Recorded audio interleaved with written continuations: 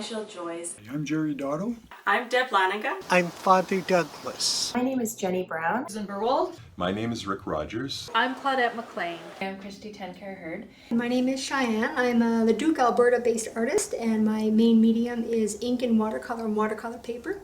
My artwork has some common themes in it. I'm very interested in the duality of things, immortality, and an expression of the human experience, including the darker sides of the human experience. I find making art to be, or at least I consider it to be, like a healing modality, both as a maker and as a viewer. For as long as I've been making art, I've been including text in most of my artwork. So the text exists because, I really actually like the aesthetic look of text. And so I like that design element of it, but I also enjoy just the freedom of free flow writing. When you're viewing my art, I'm actually trying to tell you a little story, and when you have an emotional reaction to my artwork, I feel like that's your way of telling me a story back, and that's how I feel like art is happening as a conversation. I'm really looking forward to being part of this exhibit at the Multicultural Center, and I hope you'll enjoy the artwork.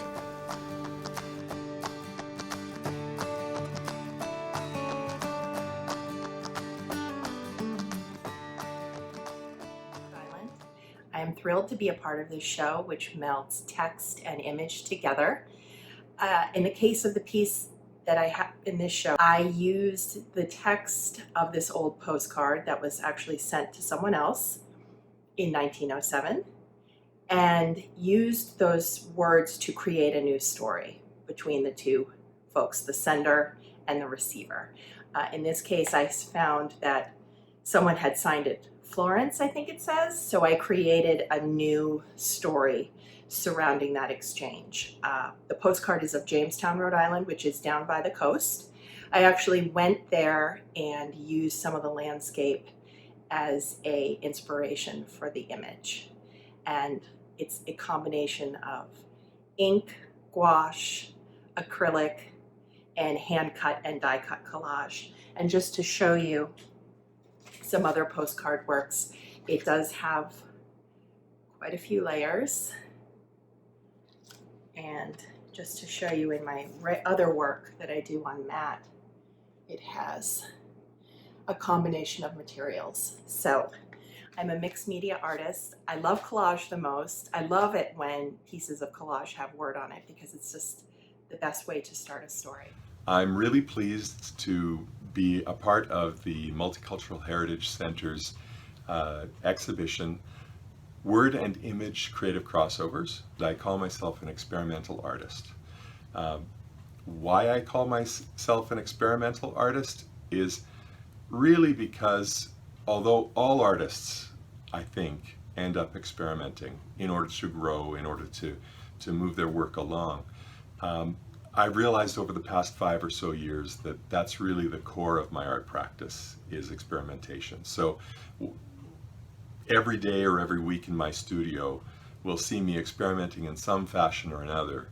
And I maybe have more differences in my work from year to year and month to month than your average artist.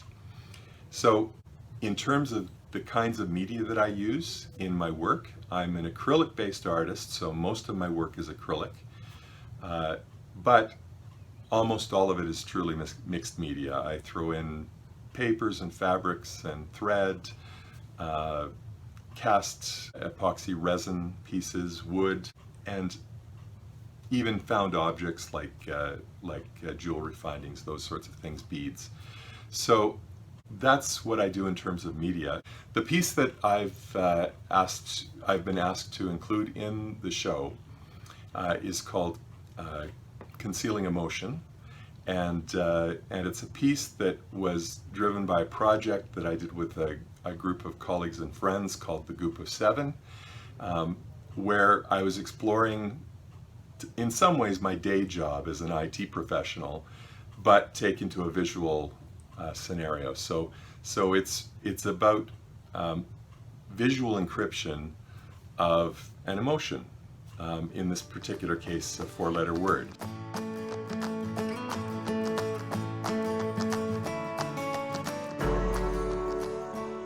I do acrylic mixed media. I've played with different mediums, and this is the one I love because acrylic dries fast and you can add so many layers. I add so many layers to my pieces. I play with feelings and emotion. Sometimes I meditate for a feeling or a word for my piece. These pieces are all unfinished because they're just works in progress. I haven't thought of the final word I want to leave the piece with. And my artistic journey has been one of exploration, and I encourage everyone to try different mediums till you find one that you fall in love with.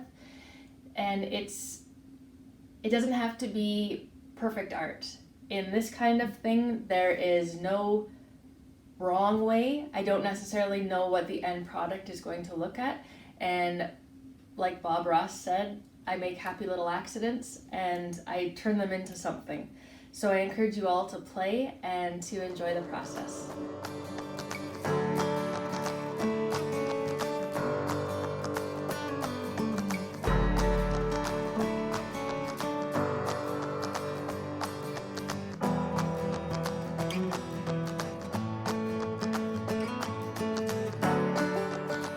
I have a few black and white photographs in the exhibit.